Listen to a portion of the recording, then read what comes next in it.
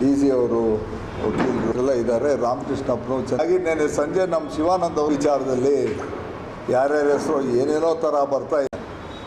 ವಿಚಾರ ಇಷ್ಟೇ, ಈ ಸಂದರ್ಭದಲ್ಲಿ ನಾವು ಕಾಂಗ್ರೆಸ್ ಪಕ್ಷದ ಮುಖಂಡರುಗಳಿಗೆ ಈ ಹಿಂದೆಯೇ ನಾನು ನಮ್ಮ ಕೆಲವರೆಲ್ಲರೂ ಮುಖಂಡರುಗಳೆಲ್ಲ ಸೇರಿ ರಾಷ್ಟ್ರಾಧ್ಯಕ್ಷರಿಗೆ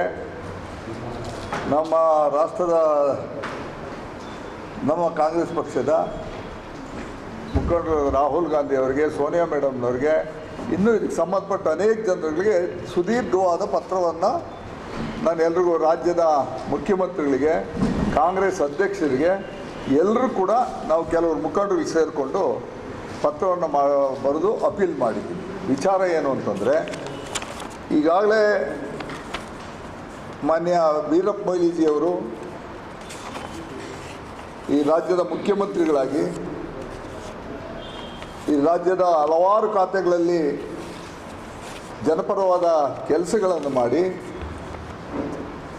ಈ ಕ್ಷೇತ್ರದಿಂದ 2 ಬಾರಿ ಲೋಕಸಭೆಗೆ ಎಲ್ಲರ ಈ ಕ್ಷೇತ್ರದ ಚಿಕ್ಕಬಳ್ಳಾಪುರ ಲೋಕಸಭಾ ಕ್ಷೇತ್ರದ ಎಲ್ಲ ಜನತೆಯ ಬಹುಮತದೊಂದಿಗೆ ಅವ್ರನ್ನ 2 ಬಾರಿ ಲೋಕಸಭೆಗೆ ಆಯ್ಕೆ ಮಾಡಿದ್ವಿ. 3ನೇ ಬಾರಿ ಅದೇ ರೀತಿ ಪ್ರಯತ್ನ ಮಾಡಿದ್ರು. ಅದು ಕಾರಣಾಂತರಗಳಿಂದ ಸೋಲನ್ನು ಅನುಭವಿಸ್ಬೇಕಾಯಿತು. ಅವರು ಪದೇ ಪದೇ ಯಾವಾಗಲೂ ಹೇಳ್ತಿರ್ತಾರೆ,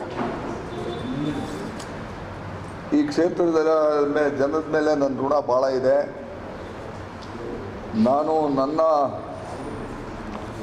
ಸ್ವಂತ ಕ್ಷೇತ್ರದಲ್ಲಿ ಸೋತು ಅಂಥ ಸಂದರ್ಭದಲ್ಲಿ ನನಗೆ ರಾಜಕಾರಣದ ಪುನರ್ಜನ್ಮ ಕೊಟ್ಟಂಥ ಚಿಕ್ಕಬಳ್ಳಾಪುರ ಲೋಕಸಭಾನ ಈ ಕ್ಷೇತ್ರದ ಜನತೆಯನ್ನು ನನ್ನ ಜೀವಂತವಾಗಿರೋರು ಮರೆಯಲ್ಲ ಅನ್ನೋ ಮಾತನ್ನು ಪದೇ ಪದೇ ಅವರು ಹೇಳ್ತಾ ಇದ್ದಾರೆ.